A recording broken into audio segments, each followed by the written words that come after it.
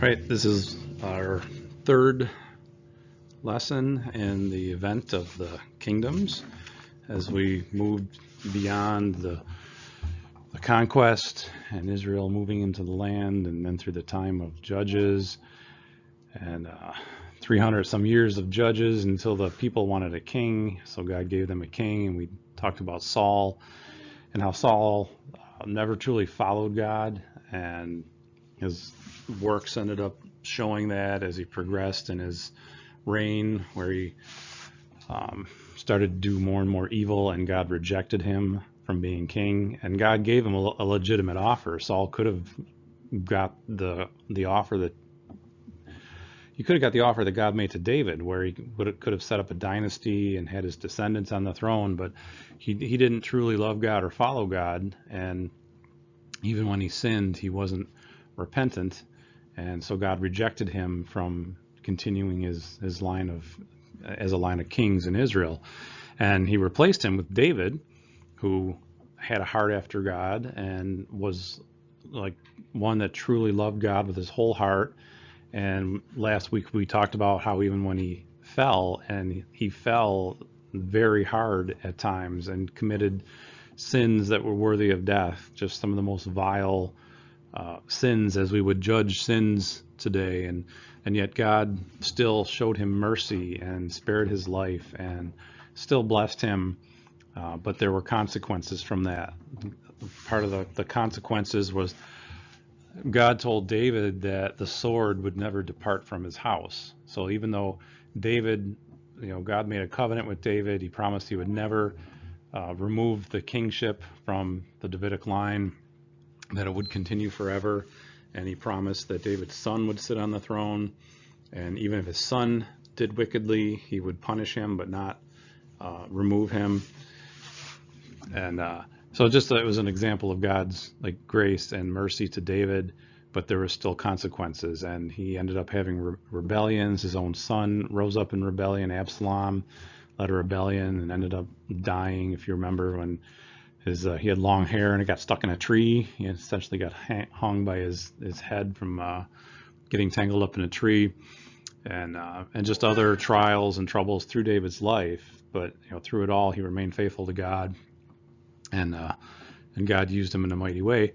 And now we're going to start focusing on Solomon, David's son, who is the third king of Israel, and he's the last king that is going to reign over a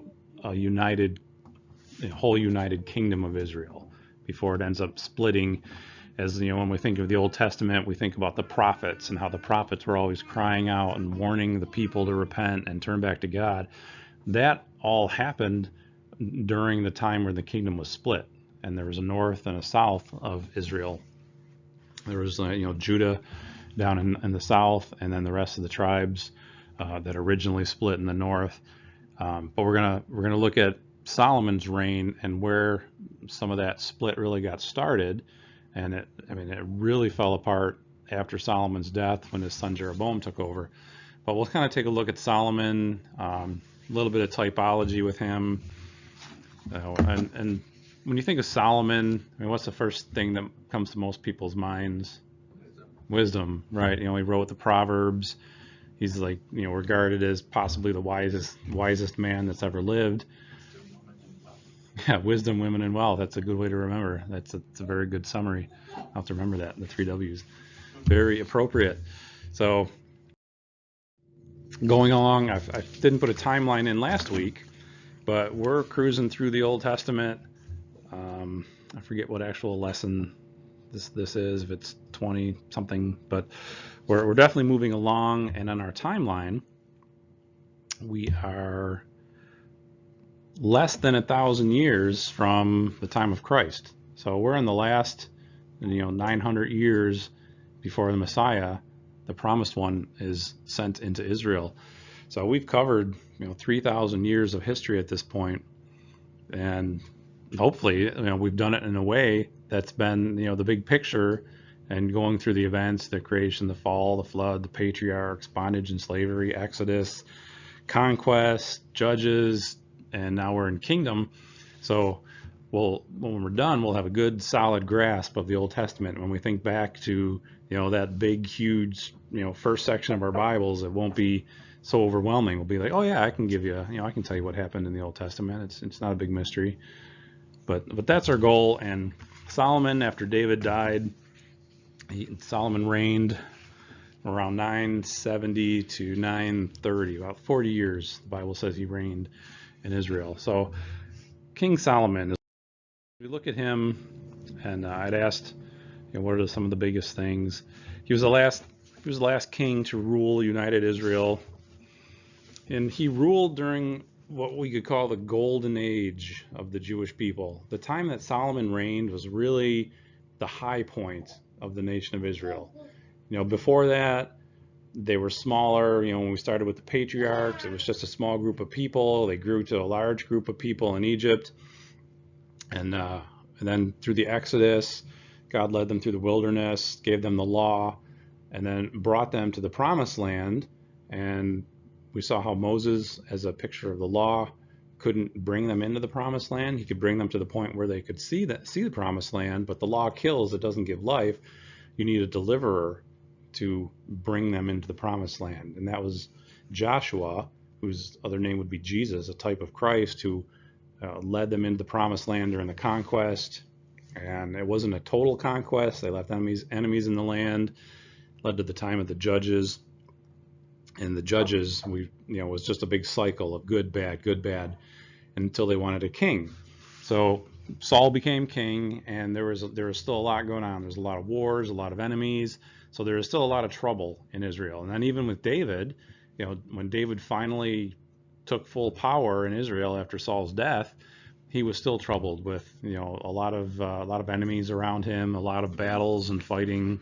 The Philistines were a constant annoyance to him, and so Israel didn't really have a peace until Solomon came along.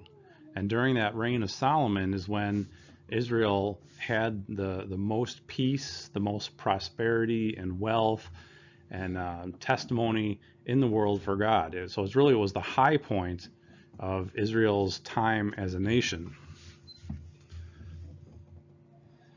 So, as you mentioned, wealth, King Solomon is, most people would say, the richest man that has ever lived on the face of the earth.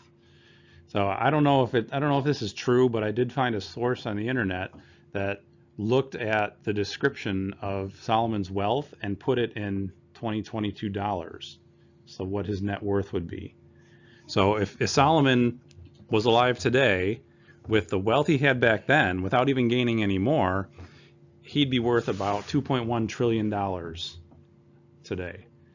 So he'd put Bill Gates and all the other big, Soros. He'd put all them to shame if he was to show up on the scene with his multiple trillions of dollars. We can't even picture that amount of money. Still couldn't pay off the national debt, but he could put a good dent in it, more than anybody else could. So there's definitely a lot of things about Solomon that you can look into him as a type of Christ. I'll cover just some little things later on. That could be a little bit of a study in its own, but he's definitely a type of Christ in a way. But it's interesting that he's actually almost more a type of the Antichrist, which when you think of Solomon, you think of a decent leader, a good ruler, ruled in peace and stuff. But there's some definite similarities between Solomon and the Antichrist, and it might even be worth a study. If you want to learn more about the Antichrist, then look in the Old Testament to see what the pictures of him are. We looked at Saul as a type of Antichrist and to see how he might act. Saul did some interesting things. He was a priest king who offered a sacrifice. We know that the Antichrist will be something similar to that. And there's ways that Solomon is a type of Antichrist. And one of the first things that should trigger your mind is that 2 times in the scriptures it lists his annual income as 666 talents of gold in a year. So obviously we know we've talked about Revelation and end times and tribulation, and obviously the number 666 comes up as the mark of the beast. It's the number of the beast. And just that fact alone, when you see this referenced in the Old Testament, should be like, oh, I wonder if there's something there. Maybe we should look into some other, you know, look for other pictures or types that might match up with the Antichrist. So during King Solomon's reign, once he established himself on the throne, one of the things he did was some very large building projects. I'll mention those in a little bit, but he got heavily into building things up in Israel. And obviously, as a governmental ruler, and you're building infrastructure and you're building up, massive projects, you need a lot of money. Well, instead of, I guess, footing the bill himself out of his trillions of dollars, he imposed very heavy taxation on the nation of Israel, especially in the north, the northern 10 tribes of Israel. Very heavy taxes to the point where they were getting upset about it. So he essentially divided the nation for his own personal gain. And we, as a type of Antichrist, we know that he's going to, he'll unite the world in one sense, but he'll also divide it. And it's all for his own personal gain, for his own, ultimate end goal of his attempt at defeating Christ. And this is interesting that he rules instead of David, or in the place of. In 1 Kings 3:7, when Solomon is speaking to God, he says, "And now, O Lord my God, thou hast made thy servant king instead of David my father. And I am but a little child and know not how to go out or to come in." So God made Solomon a king instead of David, like in place of. David was the rightful king, but because of David's failures, now Solomon is made king. So he's like a substitute king in a sense. So as a type of Antichrist, we know that the Antichrist is a substitute king. He's not the true king that's going to reign over the world. That Jesus Christ will come back and be the rightful king to sit on the throne, and King David himself will be on a throne as well. Those are the rightful kings that are going to rule over Israel and over the whole world. So we see Solomon even admitting, like, it's like my David, David should be on the throne, but I'm here in place of him. So a type of Antichrist in that. As a bringer of peace, we know the Antichrist is going to bring peace in the end times. He'll unite the world under him and bring peace that hadn't been able to be achieved before in history. And Solomon did that. I mean, for just generations, there were wars and all kinds of trouble in Israel. And Solomon came to power, and he brought the best peace that the nation had known. Solomon was full of earthly wisdom and knowledge, wisest man that ever lived. And yet we'll see that doesn't necessarily mean that he lived by it. He had the knowledge, and he had all this wisdom, and the Antichrist is going to be similar in that. People are going to be amazed at just how intelligent the Antichrist is, how he's a genius in politics and military tactics and economically, and even religiously. He's going to incorporate a religious system under him too. So he's going to have like an amazing skill at just all this wisdom and knowledge and skill at managing people, which we see as a type in Solomon. And we see a partial reverence for God's law. We know that the Antichrist is going to be a political and religious kingdom. The Antichrist has the false prophet who supports him and does signs and wonders and miracles to deceive the people and bring them into following the Antichrist. And Solomon, at least in the beginning, he served God, followed God, loved God. But as his life progressed, we'll see that he falls away, backslides. And so at first he had this religious, upright outer appearance, but then as he grew older, the true things of the heart began to surface, and we see that he drifted away from God's law, began to disobey God's law. So the Antichrist also will have a form of religion, a form of godliness. People will look at him, and he'll have this religious system, and they'll think that he's got some sort of respect for God's law, but we know ultimately in his heart that it's just pure evil, and it's all for his own personal gain. And as soon as he gets a chance, he's going to completely rebel against that. The Antichrist will have a temple built in Jerusalem. We know that because he's going to commit the abomination of desolation, where he offers a sacrifice himself in the temple. And Solomon also built the temple. He built the first, most glorious temple that Israel had known. But until that time, they had the tabernacle, the tent that they set up in different places in the desert and did their worship there.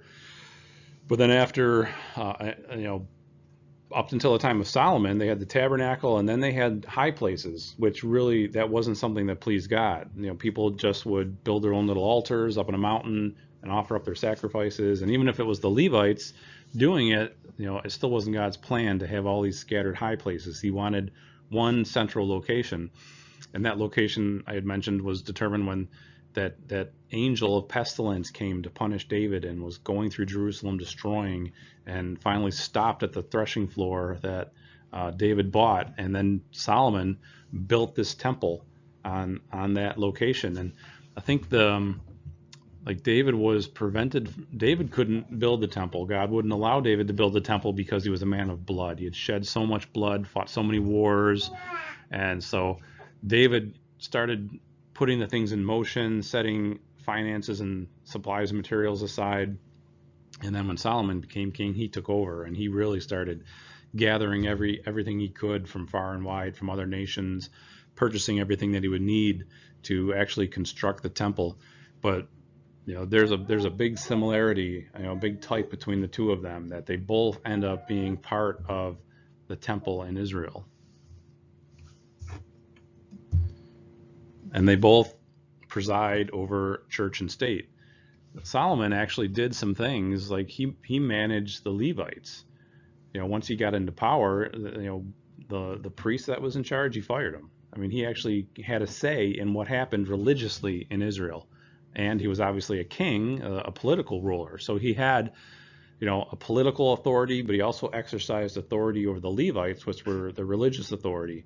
Be similar in the end times with the Antichrist, who's ruling the world politically, but also has a religious organization under his thumb that he also uses to manipulate people and bring people into following him.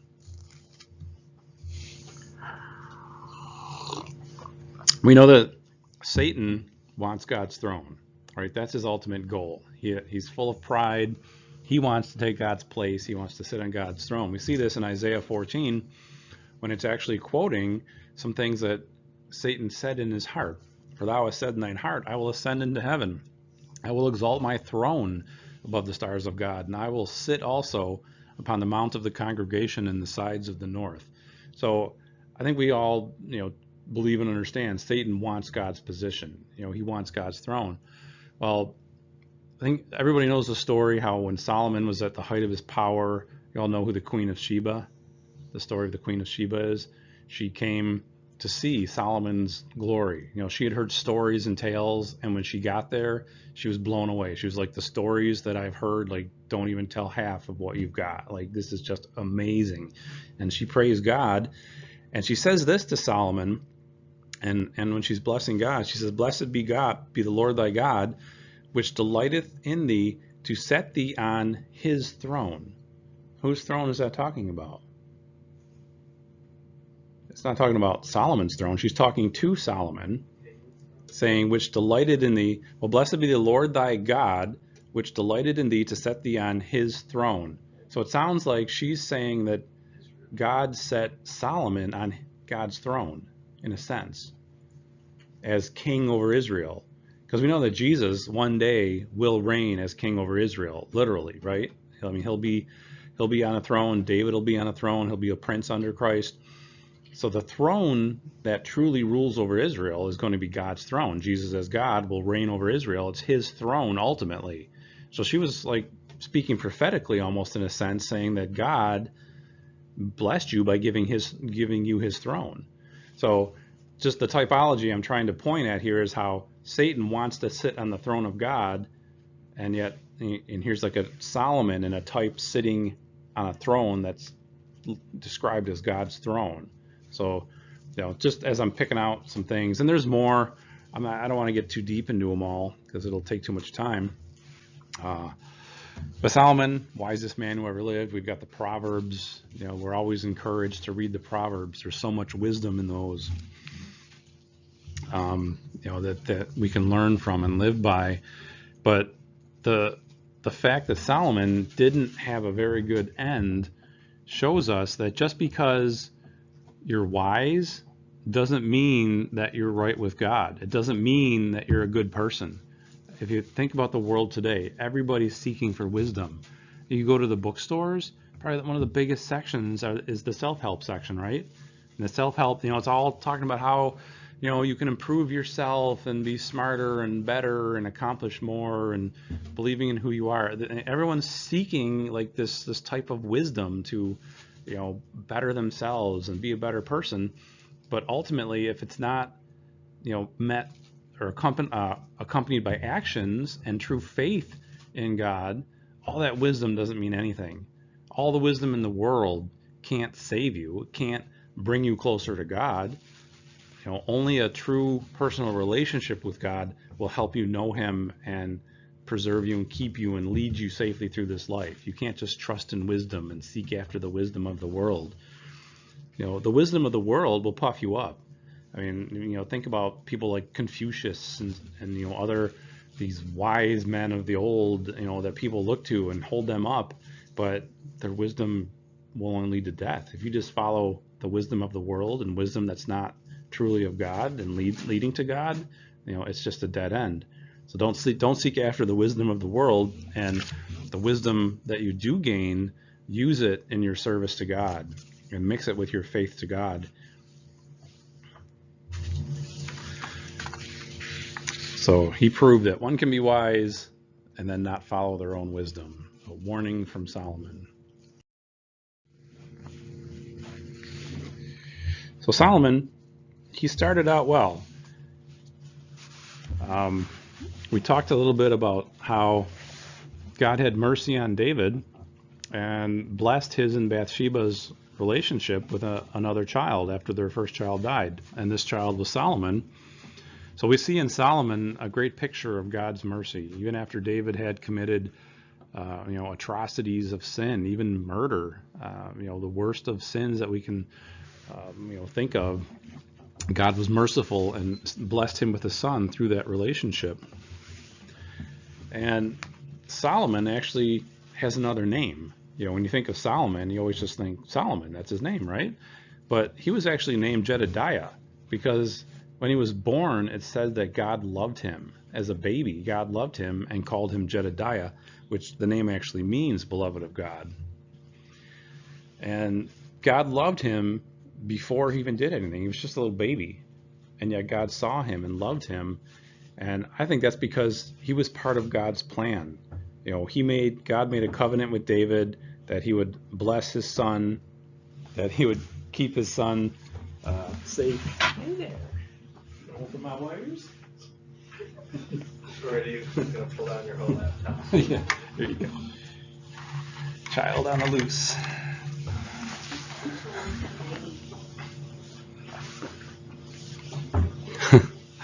Well, so God made a covenant with David, and Solomon was part of that covenant. And even though God knew Solomon would have his problems and his struggles, he promised David, I will never cut your son off from the covenant. Even if he turns away from the faith and starts doing wickedness, he said, I'll punish him. I'll bring, some harsh punishments along, but I won't completely cut him off from the kingdom. God promised that the line of kings would be faithful, progressing from David, on through eternity, that he would never lack someone to sit on the throne. And I think it's a good picture of Christians, as born again, saved believers, we enter into a covenant with God. And it's similar in the way that we can't be lost. No matter how bad we sin, God won't break that covenant with us. It's an unconditional, eternal covenant that once you put your faith in the death, burial, and resurrection of Christ, and you trust in that shed blood to pay the penalty that we would have had to pay for our sin, you're forgiven and you're sealed with the Holy Spirit forever. That can't be taken away. It says we're bought with a price. God doesn't ask for a refund. Once we belong to God, we're His. And we see a picture of that with Solomon, that even though Solomon turned away and like literally went after other gods, God still wouldn't cut him off because of that covenant. So it's a good picture of how God keeps His promises, even in the face of blatant disobedience and rebellion. Once you enter into a covenant relationship with God, you can't get out of it, and that's what we're in as saved believers. We're in the new covenant, in a covenant with God. So he survived some early trials in his life. Remember, I mentioned how David's son Absalom rose up in rebellion, and I mean, after all those years of David being on the run from Saul, hiding in the caves and in the wilderness and fleeing for his life, Saul dies and David finally gets established in the kingdom and he's got his own palace and everything. But then his son rises up in rebellion and David's forced to flee again. He packs up his whole family, flees out of his home, and he's back on the run for I think 5 years while Absalom is managing the rebellion, trying to take the throne from David. Yeah, I've got 5 years down there. So this is where I wanted to kind of look at just a few things, not in any depth, but we can see some just little types in Solomon's life that picture similar things that Christ did. And a lot of these happened during the time that he was fleeing with David. So because David took his family, he obviously took Solomon with him, and Solomon went with him while David was on the run. Which the same thing happened with Jesus. When Jesus was real little, his life was in danger. If you remember, the slaying of all the babies and the children that around the time Jesus was born, his life was in danger, and God spoke to Joseph and told him to flee. Get out of Israel and go down into Egypt. And when Solomon was young, he fled with his father. So we have both, Solomon and Christ, in type there, fleeing with their fathers because their life was in danger. And I know these seem minor, but they're just kind of interesting. There's some things that match up in their lives. Both Jesus and Solomon are mentioned to have crossed the brook Kidron.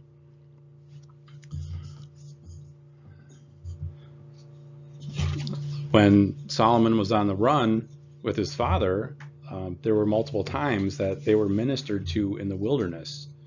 We know that Jesus, after he was tempted and fasted those 40 days in the wilderness and gained the victory over Satan, angels came to him and ministered to him in the wilderness. So there's just some picture and typology in that. Both of them are mentioned as ascending Mount Olivet. Both of them crossed the Jordan River. And this is an interesting one, that after they crossed one way, the next time they cross, they're coming back in victory from the east. We know that when Christ returns to establish his kingdom and defeat the Antichrist, he comes from the east and will be crossing the Jordan River from the east. And Solomon, after he went out and won his victories and was coming back home to his kingdom, or when David was coming back with Solomon, he returned in victory from the east over the Jordan River. So a little typology there. They both had enemies of their fathers hang themselves. Solomon's, there was a man named Ahithophel who was against David, and when Solomon came to power, that this man ended up hanging himself and killing himself. And we know that obviously Judas, who was an enemy of Jesus' father, God, he killed himself after the crucifixion. So I think that I kind of saw that as an interesting typology there. So he had some early trials. He was on the run with David for like up to 5 years. After David died, it wasn't just a smooth transition. It wasn't like David died, oh, here you go, Solomon, you're king. As soon as David passed away, there was an immediate coup attempt where another one of David's sons, Adonijah, tried to get the kingdom. Maybe he thought because he was an older brother, he had more right to the throne. If you remember, when David was really old, apparently he was cold. He couldn't get warm with just whatever blankets he had, so they had a woman that just laid in his bed next to him to keep him warm, without any kind of a husband-wife relationship. She was just a bed warmer. But when David died, Adonijah came to Bathsheba, Solomon's mother, and asked if he could marry this woman that had been with David, because obviously she would have had some sort of a respected position. Like, the king obviously trusted her. If this woman was allowed to be so close to the king, she would have had to have been respected and trusted. Obviously, the king's guards, trusted her, that she wouldn't just slip her dagger into him or poison him or whatever during the night. So this woman had, some sort of respect, and Adonijah wanted to marry her, and it would kind of, establish him like, this woman is respected, and she, married me, so she must trust me, and it would give him more credit as more of a rightful king. So Solomon had to deal with that. He went to his mom, and his mom came and told him what Adonijah wanted. And Adonijah not only wanted Abishag, but he also had the support of Joab, one of the major generals that served under David, and Abiathar the priest. So you've got this person competing against you for the throne, and he's got someone that had a close relationship with David. He's got the priest, so he's got the religious backing of the people in Israel, and he's got the military backing. So he's got like a solid footing to stand on to try to claim the throne. The religious, and military supported him. So he made an attempt to get the throne, but Solomon was wise and recognized it, and he had them both killed. He had Adonijah and Joab both slain, and Adonijah, I think, not Adonijah, the priest. Might have the names mixed up there in my notes, but the priest that was supporting Adonijah, Solomon fired him and exiled him so that he could no longer execute the office of the priest, which fulfilled the prophecy that we saw back in with Samuel, with Eli's sons, where the prophet said that Eli's line of priests from his family would be cut off, and this was like the last one. We saw when Saul killed the priests of Nob. That went a long way towards wiping out what was left of Eli's family. And then like the last remaining family member was supporting this rebellious brother that was trying to take the throne, and Solomon exiled him, ending their reign or their leadership as priests. And finally, once he did that, it established his reign as king.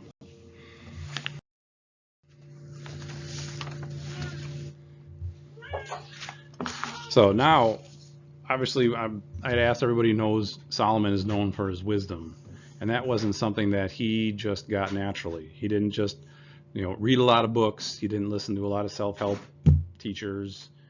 This was something that God granted him. God appeared to him in 1 Kings 3 in a dream, and at this point in Solomon's life, it specifically says that he loved God. So he walked with God. He loved God at this point, and God appeared to him and told Solomon, ask for whatever you want. I'm here, tell me what you want. And Solomon asked for wisdom because he was young. He was like, I'm just a young leader, I'm new, I'm not sure, how to go out and come in and lead armies and, pass judgment. Help me to be wise so that I can rule the people well. And he also asked for discernment to know right and wrong because he was young. So he asked God specifically, help me to know right from wrong. And I think that's a good example, as even Christians, especially if you're a new Christian. Somebody gets saved and all of a sudden you tell them, well, got this big book right here, start reading it, and it can be overwhelming. It can be confusing. for somebody with no experience, like, well, what does God want? What do I do? How do I act? How do I please God? Don't be afraid to go to God and say, help me to know right from wrong. Help me to live a way that pleases you. Help me to live my life right. Help me to be a good example, a good testimony. That's what Solomon did here. He loved God. He wanted to glorify God. And he said, help me to know right and wrong so that I can do right and, be a good testimony and a good example to the rest of the world.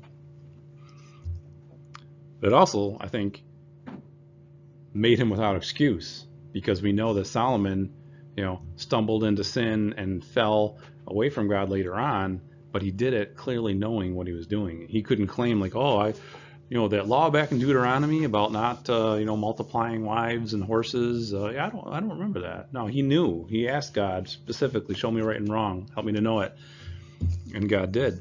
And God was so pleased that he asked for wisdom, because how many people would have that offer and be thinking, well, gee, how about you just make me super wealthy? Because then I can use that wealth to, pay the armies, and I can, build up Israel's walls, and I can fund everything, all the, stuff that we need to build, and the roads, and, just everything that you can do with money to make your country safer. We can afford to buy food during times of famine. He could have asked for wealth for the kingdom. He could have asked for power, military might, help us to be strong. We've had wars, and it didn't even have to be, a greedy thing, like somebody, meeting a genie and just getting wishes. He could have asked out of a good heart, help us to be strong, help me to be the best military leader, so I can lead the armies of Israel victorious against its enemies and bring security and peace to the land. He could have asked for wealth and power, long life. He, could have said, let me reign for 100 years so that Israel can prosper and grow and be established, and I can just reign, as a really good king for a long time. And he didn't ask for any of that stuff. He asked for wisdom and discernment to know right and wrong. And it pleased God so much that he didn't ask for anything, selfishly, or, those other, things like wealth and power, that he told Solomon that he would give him wealth, and he made him the wealthiest man that would ever live. And he made him powerful, so powerful that Israel had the greatest peace that they had ever experienced up until that point. And also gave him fame and honor. He magnified Solomon's name. His name went far and wide to all parts of the known world at the time, and everybody heard, like, have you heard about Solomon?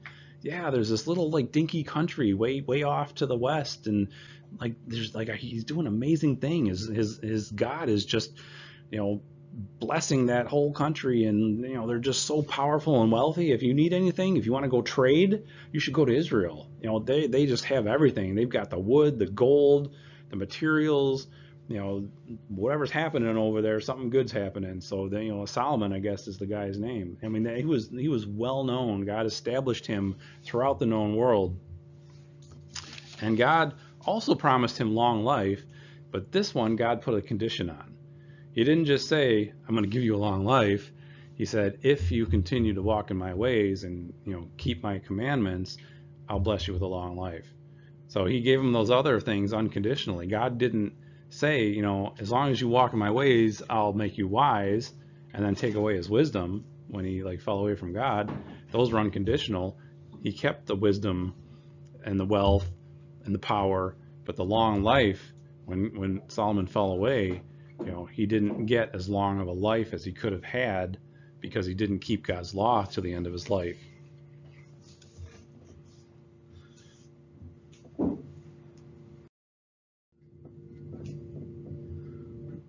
So I mentioned Solomon got heavily into building through the taxation of the Israelites. And there's so many details, like he built the temple, the greatest temple ever.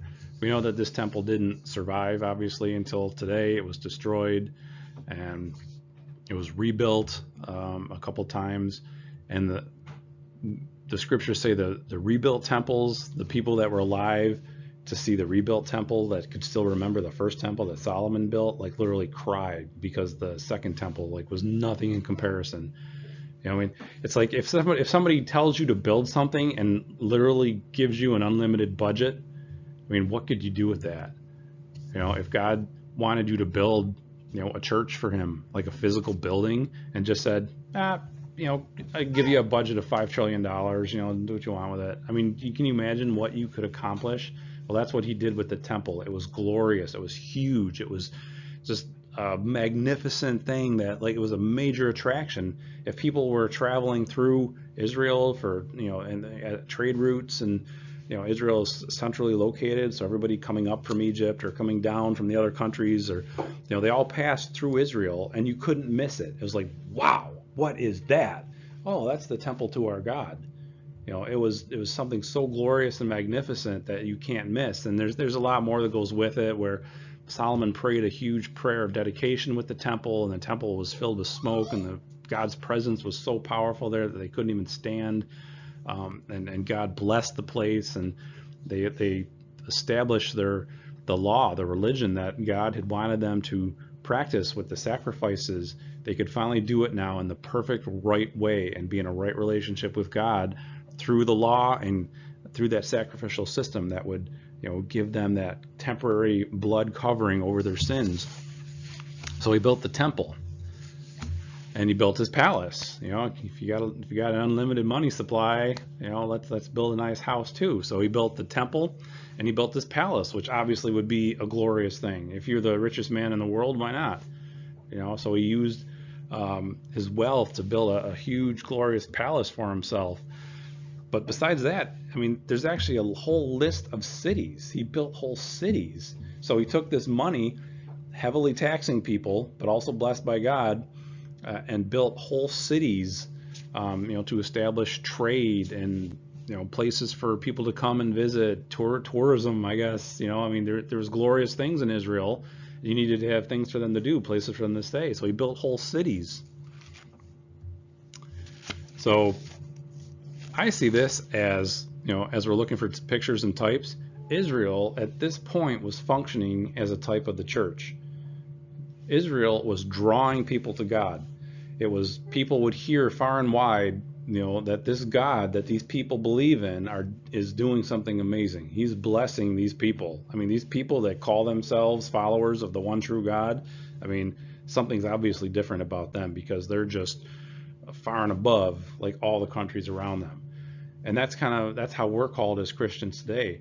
We're to draw people to us through our lifestyle, through our faith, through being a good testimony for God and glorifying God in everything we do. We're supposed to lead people to God and draw people to God and point them to Him when they come and say, how is it that you can, get through these trials in your life? How can you do this with a smile on your face? And, it's always, we can point back, well, it's my God. I put my faith in God, and I don't look at the things of the world, no matter how bad things look, no matter how bad the news gets. I know that it's all part of God's plan, and it's all going to work out. And people are going to hear that and be like, really? I mean, and even if they don't believe you at first, as they see your life and how you handle the things that come your way, it'll point them to God. And that's the way Israel was functioning back then. It drew people from wide and far. I mentioned about the Queen of Sheba, and she came and praised God. She actually praised God. And a pagan woman doesn't know God, but yet she came and saw the glory of God and actually gave God the glory for it. Now, a little difference is between the Jews, who were to be the salt and light of the earth. When Jesus came to the Jews, he said that they were to be salt and light. In Matthew 5:13 through 16, he said, "Ye are the salt of the earth, ye are the light of the world. A city that is set on a hill cannot be hid. Neither do men light a candle and put it under a bushel, but on a candlestick, and it giveth light to all that are in the house. Let your light so shine before men, that they may see your good works and glorify your Father which is in heaven."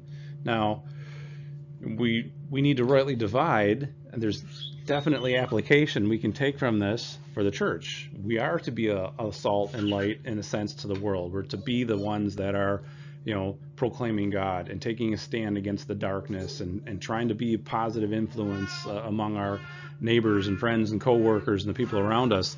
But when Jesus was speaking in the Gospels, he was speaking to the Jewish nation, and Jerusalem was literally on a hill. It's a city on a hill.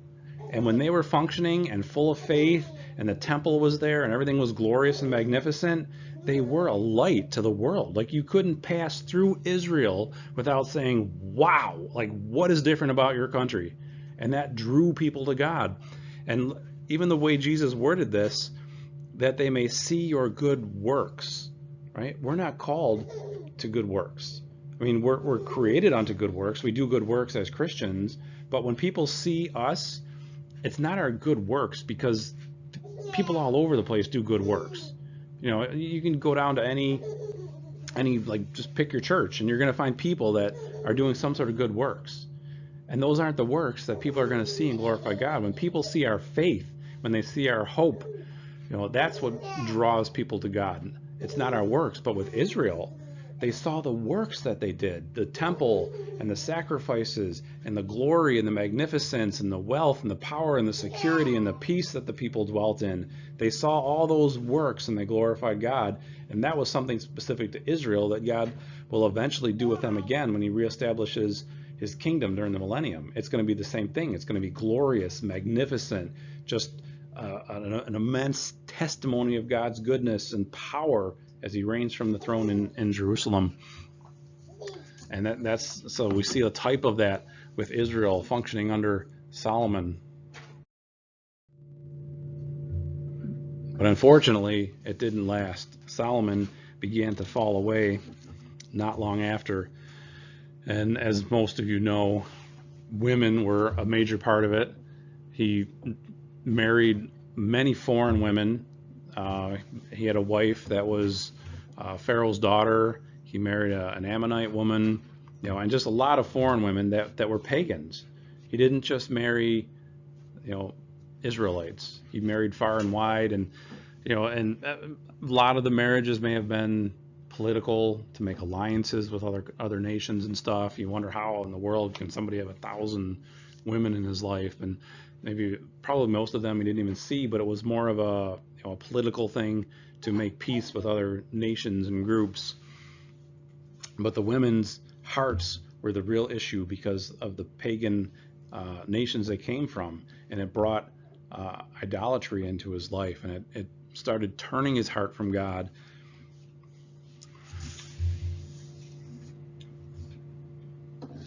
So the influence of his wives, I think it's a good picture that, you know, women play an important part in our lives, and even when it comes to our faith. You know, as men, we're to be the strong ones and we're to be the leaders, but the women sure do play an important part in encouraging us and helping us to stay strong. They're women, it says, they're created to be our helpmeet. They're to be there to support us and encourage us. And with Solomon, the women ended up being a weakness and they turned him away from God. So it's just an encouragement to women to just, you know, keep on going for God and being a good influence and supporting your husband, and you know, it'll go a long way towards helping him to be strong for God. So some other things too, you know, it specifically says when it was talking about the kings of Israel, when the law was given in Deuteronomy, not to multiply horses and chariots. That was something else that Solomon did. I forget the numbers. It was tens of thousands of horses and chariots that he kept multiplying and buying. And it came to the point where he built the temple to God, but his heart gets turned away so far that he's building pagan altars and pagan temples to please his wives. I mean, you wonder how it can happen, you know, this gradual backslide that, you know, all of a sudden you're just doing the opposite of what God would want. And I think that's a clear warning to us as Christians, just to be careful, because you can start your lives on fire for God. You can start your lives, your Christian walk, just wanting to serve God and please God the best you can. And we have to be careful, because sometimes life gets hard and we can get discouraged and we run into, you know, church problems and splits or divisions or trials and strife that, you know, we have to deal with in life, and we can get focused on other things. And it doesn't, you know, here it's women and pagan gods that turned his heart away, but in our own lives, you know, it can be finances and money troubles or relationship problems or, you know, children. You know, there's I mean, you name it, there's so many things that can turn our hearts away from God, and then before we know it, we're so focused on whatever these other things are in our lives that we start forgetting about God and we're not serving God anymore. So I mean, if Solomon, the wisest man who ever lived, could go from completely loving God when God granted him all that wisdom to, building pagan altars, and doing things to further the kingdom of Satan, let's not be too prideful to think we better be careful too, because we could fall away in the sense that we're not serving God anymore, and we're actually doing more to help Satan out than we are helping God.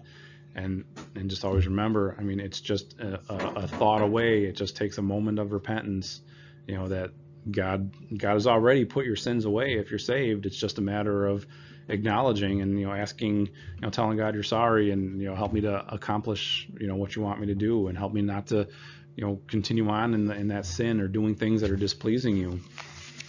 So Solomon fell towards the end of his life, wasn't serving God. So God had to punish him, and he told him that he would lose the kingdom for a time. In 1 Kings 11, it says, "And I will afflict the seed of David, but not forever." God promised David that he would always have that the kings, that there would be a king on the throne through the line of David. So you ask, well, how come there's not one today? How come there wasn't one through the rest of the Bible?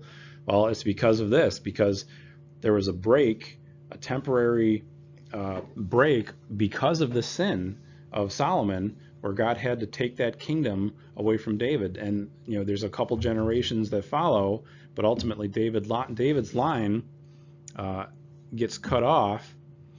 And it's I don't know if I might get into it a little bit. I don't know if I'll do it next week, but there's actually a curse that comes along one of David's descendants, where none of those descendants can sit on the throne anymore. And people want to point to that as a contradiction in the Bible. Well, then how can Jesus be on the throne? Because David's line was cut off there. But there's another line, the line that comes through Joseph, was the one cut off, but the one through Mary was a legitimate line that goes all the way back to David that isn't cut off. So anyway, it's not a conflict. It's just something that kind of comes up with when you're talking about the kingdom and like the continuation of the kingdom through David. But God promises it won't be forever. And that we talked about the restoration of Israel. God's not done with Israel yet. The church hasn't replaced Israel. Israel still has a big part to play in God's overall plan. And he also told Solomon that you wouldn't lose the kingdom until after your death. He said, I won't do it. Notwithstanding in thy days, I will not do it for David thy father's sake, but I will rend it out of the hand of thy son. So the seeds of division began starting during Solomon's reign, and it had to do a lot with the taxation. People didn't like him as king after a while because he was taxing the country so heavily. But God says, not out of your hands, it'll be your son's hands that I actually take the kingdom out of. So Solomon dies after reigning 40 years. And I'll get into this a little in more detail next week, where I want to talk about like the actual division of the kingdom and where like maybe the seeds of that really started back earlier in the Bible, and kind of take it forward a little bit and look at the fallout, like what really happened with the division. But after Solomon dies, Rehoboam becomes king after his death.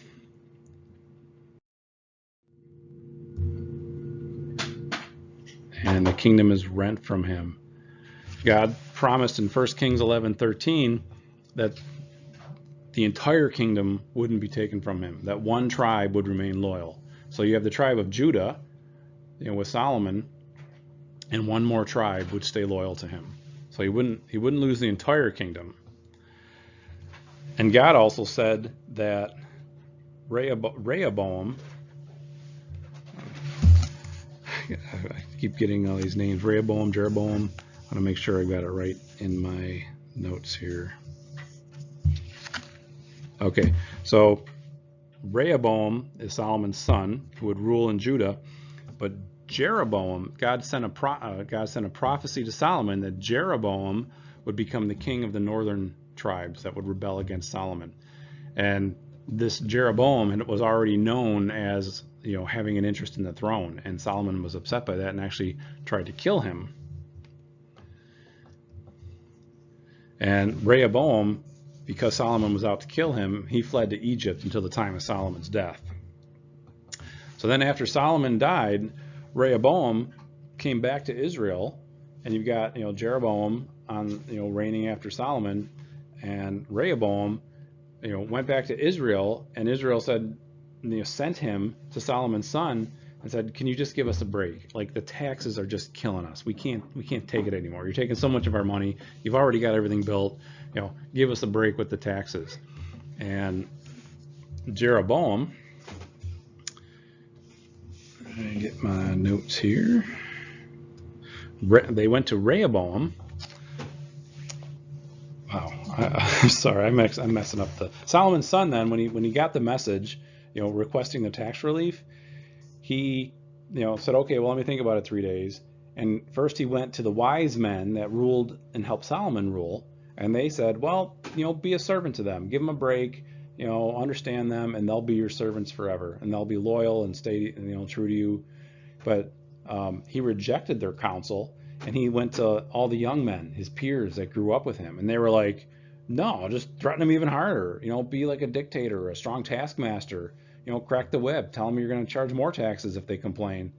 And so that's what he did. He went and told them, "No, we're not going to give you a break. We're gonna keep. You better keep up all your payments." And by doing that, then the northern 11 tribes split from Judah and formed their own kingdom.